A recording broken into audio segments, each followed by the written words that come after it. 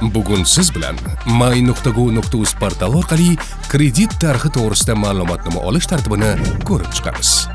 Portal qidiruv satriga kredit tarixi to'g'risida ma'lumotnoma berish xizmatini kiriting va xizmatdan foydalanishni boshlang. Oferta shartlari bilan tanishib, keyingi qadamga o'ting.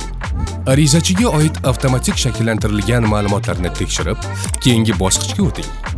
Xatoliklarning oldini olish maqsadida ma'lumotlaringizni yana bir bor tekshiring va arizani yuboring. Belgilangan to'lov amalga oshirilgandan so'ng kredit tarixi to'g'risidagi ma'lumotnomani yuklab olishingiz mumkin. Eslatma: xizmatdan foydalanish yiliga bir marta bepul. 1 yil davomida xizmatdan takroran foydalanish qiymati bazaviy hisoblash miqdorining 5% ni tashkil etadi. may.gov.uz davlat xizmatlaridan foydalanishda vaqtingizni tejaydi.